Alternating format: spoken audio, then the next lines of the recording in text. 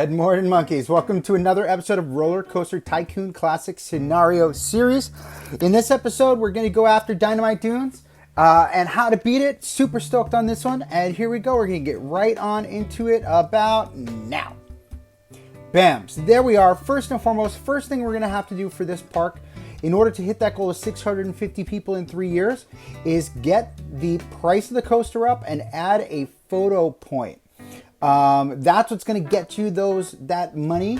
That's what you're going to need to continue to build in order to bring more people into your park. The second thing we do, the first two things you need to do is build another coaster. The only other coasters options right now, to be honest with you, that are going to give you bang for your buck are the mine train coaster and the wooden roller coaster. And that's what I'm doing here. I'm creating a really quick wooden roller coaster. Something small, something quick, something that our guests are going to be able to jump on, pay XYZ dollars for. It has a little bit of an excitement rating to it and will help bring in the bucks. And that's what we've got to do. We've got to make sure we keep that cash flow revenue up because that's the only way we're going to be able to continue the progress of this park. You'll see the guests are very fickle. They don't really like to ride the rides for some reason in this scenario, which is super strange. But those are the first two things you need to do straight out of the gate. From there, what I like to do is I like to lay out my pathing and how I want to build out my entryway area with food outlets, with information kiosk and entryway building, and then our first couple of flat rides. And you're going to see me do that right here, which is pretty self-explanatory for the most part. And kind of while I'm doing this here, I'm keeping in mind of two things. Number one, the amount of guests that are in my park, because yes, it's only March of year one, but also the amount of money that I'm spending and the amount of money that I have in total, as well as the amount of money I have left in my available loan, which is only $15,000. So realistically, that's the price of your pathway, scenery, a couple flats, and one coaster, which I'm very okay with, to be honest with you, because it really does help us get the scenario down. So now once we build this pathway out, and kind of get it centered, because again, I want to lay stuff down. There's some things that we're going to build with the intention of moving, and that's okay. That's totally okay. There are some other things like this coaster that we're going to revamp at a later point once we've got a more steady flow of revenue coming into the park, as well as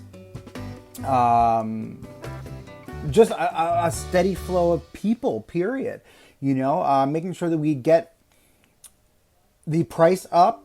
Again, for those of us that didn't see any of the videos I had prior, what you can do is look at that excitement rating of your ride, of your coaster. If it's, let's say, 6, you can charge up to $5.50 for that ride, and they will ride it.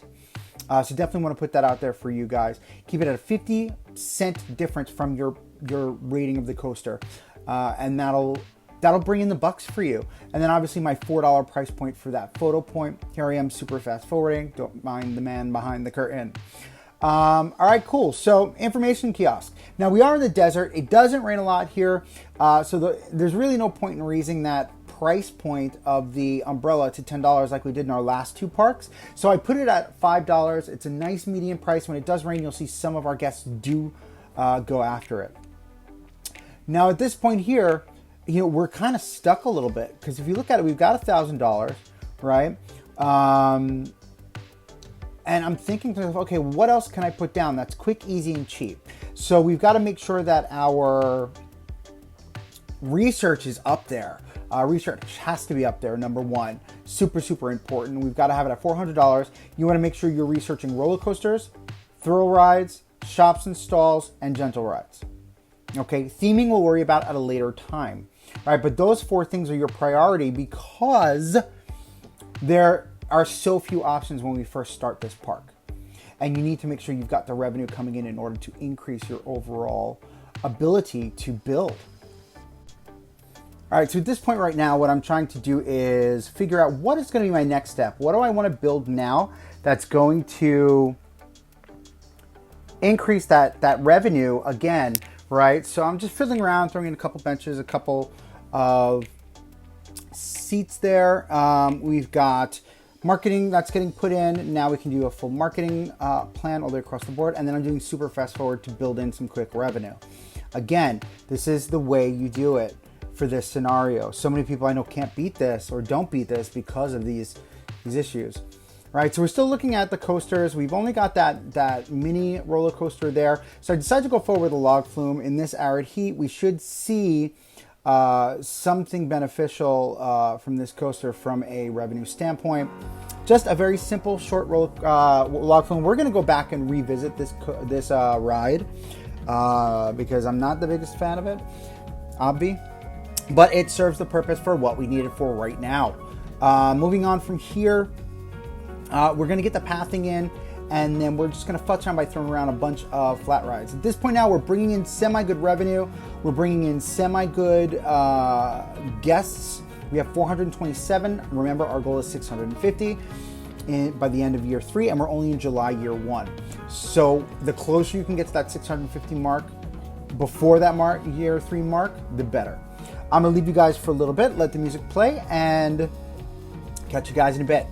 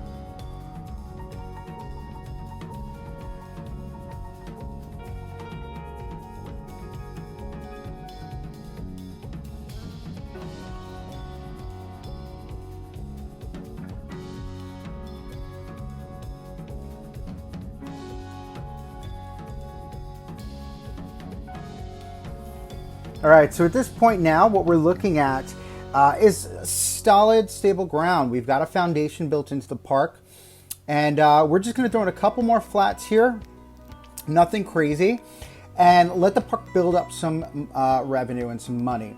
But while we're waiting, let me tell you what's going to be going on with the channel over the next couple weeks. A lot of amazing things happening. We're going to start with this series right here. So this series, it's doing great, fantastic. Thank you guys so much. I actually 1000% appreciate every single one of you that watch the channel, that you comment on my stuff that I'm posting. You give a lot of great feedback. I mean, this channel is nothing without you guys. So thank you, thank you, thank you, thank you, thank you. I cannot tell you how unbelievably appreciative and grateful I am to have you guys interested in what I have to say, first and foremost. So what we're going to be doing with this particular series is we're going to be scaling back. So we were doing every Tuesday, Thursday, Saturday. We're going to be scaling that back to every Tuesday and Thursday for now, and possibly down to 1 day a week. But for now, we're going to stick with 2 days a week. And the reason for this is because an all new series is going to be coming to the channel over the next few weeks. I'm going to spend some time filming it. Again, I don't want to drop anything major yet because I don't know the direction I'm going to bring it yet, but let's just say somebody went out and bought a supercomputer. Yeah. So I'm super excited. We've got some amazing stuff coming to the channel over the next few weeks, so definitely get excited for that. I cannot wait to bring to you my next series. And we'll have them coinciding, an RCT series and a series pertaining to roller coasters. So yeah, super stoked. Can't wait to get that out to you guys. As far as the build goes here in front of you, so now, like I said, we've got pretty good revenue going on. So I'm going to jump in here. Now I start building out the Entryway plaza, and I love it. For those of you that are following me on Reddit, on Coaster Monkey Studios on Reddit, I posted a picture of this. It's gotten rave reviews. People are loving it. So super stoked on that one. But yeah, so the whole idea with this is we're in this like arid desert area. I wanted it to feel very Middle Eastern, very India, very, I don't know. I want to think, what's probably the best way to explain it? Arabian Nights-ish, let's put it like that, right? So when we talk about that, we think like many levels of roofs and balconies. We've got the rounded dome-ish roofs, a lot of balconies everywhere, a lot of canopy everywhere. And this is something you'll see in a lot of this architecture, specifically in the time period I'm going for, which is very, you know, think very Aladdin, you know, from that big conglomerate of a company that I do not want to name so I don't get copyright flagged. But, you know, so you guys get the idea. I wanted it to feel very much so like, you know, Aladdin and Arabian Nights. And I think I was very successful on this, with this. You know, tell me your opinion. What do you guys think? If I hit the nail on the head or not? You guys tell me. I would love to know. But yeah, so I built this out here, and we went with yellow and brown as our colorway. Again, I did this with my Pirates area in the RCT Classic series that I did, the custom scenario. So I wanted it to have that same type of feel.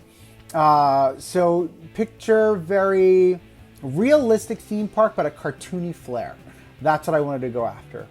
And as you can see, I think it looks pretty good. You'll see as I build out these buildings here, you know, with the multi-level tiers, you know, this is really just, you know, for me, just quintessential kind of look I wanted to go for.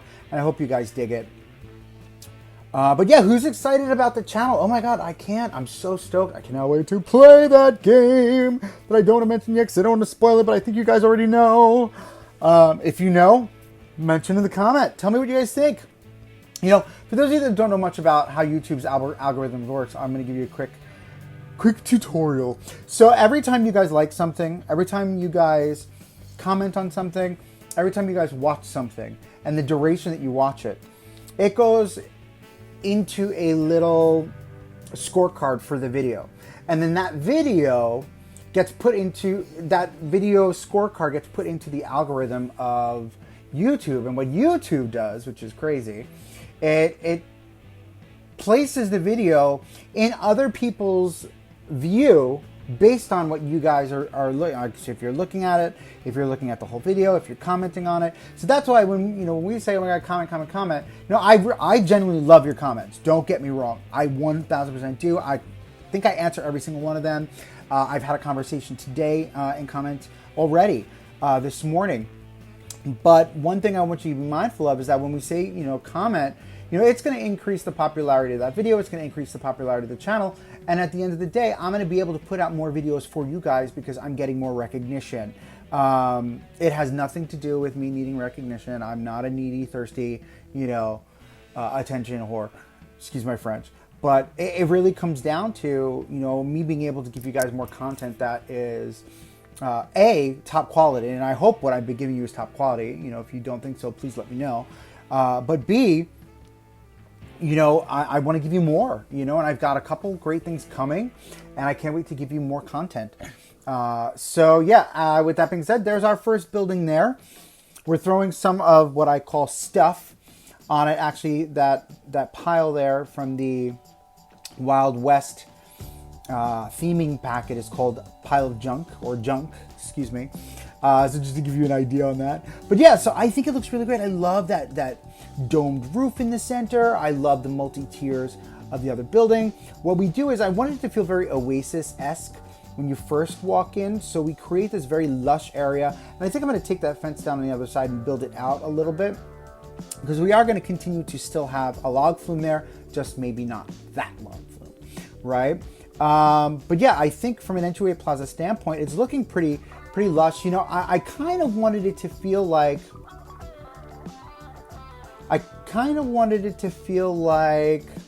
let me see. I want to say it was Movie World, Universal's Movie World, and what's the one that's in Dubai? I can't remember. If you guys can remember, please comment below. But, you know, it had that very similar feeling when you walk in. You've got these giant grand palm trees that stand up 30, 40 feet in the air. You know, so it gives that very, very type of feel that I wanted to go after. But yeah, I'm really digging this Entryway Plaza. Definitely all about it. I'm not going to lie, super stoked. But I'm going to let it go for a little bit longer, and I will check back with you in a sec. and let you guys watch the rest of the build.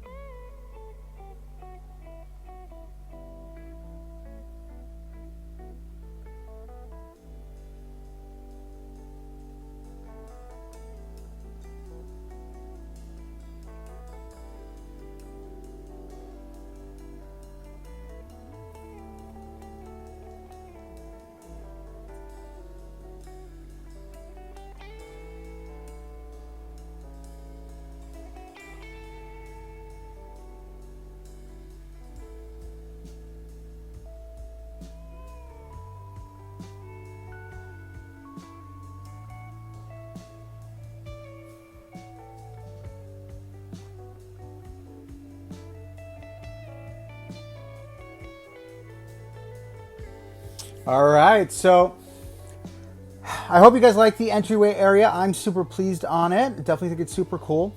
So now we're into the next phase of building for our park, which I think is great. We've got ourselves 533 guests in the park. We've got a steady flow of revenue coming into the park.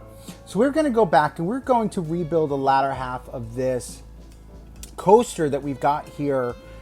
That really is what has been helping us drive, stats and money for the park. So what I'm doing is I'm just going back. I'm doing some really crazy, wild curves and turns. I wanted it to feel very, Intamin prefab-esque, right? Where you've got, these long sweeping hills in the front, dramatic airtime hills in the front, and then we've got these fun, crazy, wild turns in the latter half of the coaster. And that's what I was going after here. I wanted to have this little underground area. We're going to utilize that top area up there for another coaster at a later time, so I will let you know about that when we do it.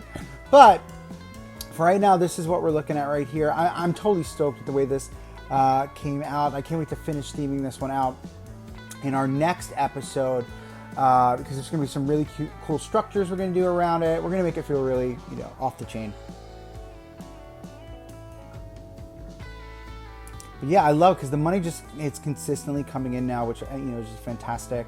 And we're able to just, go ham a little bit. And that's the whole point, right? We want to be able to not only complete the scenario with this method, but then we want to go and finish off the scenario as a whole and just go ham with that theming, because I love to theme. So I can't wait for my next series. So at this point now, I'm going to come back into a little bit of a change to the end of this coaster, because I want to punch a hole through the mountainside there where that huge hole is around that helix. And we're going to wind up putting a building there at a later time. But yeah, that's the first episode of this series, Dynamite Dunes. I'm looking to make this a 3-episode series. Maybe 4, but we'll see. Most likely 3, the way that we're going. But yeah, here we go. Dynamite Dunes. I hope you guys enjoyed the tutorial so far. Again, find me on Instagram, Facebook, Twitter, Reddit, and Discord, Coaster Monkey Studios. Guys, thank you so much again for joining for this episode, and can't wait to get you the next one, and can't wait for the new series. Don't forget to click to subscribe, and catch you next time. Thanks a lot, guys. Ciao.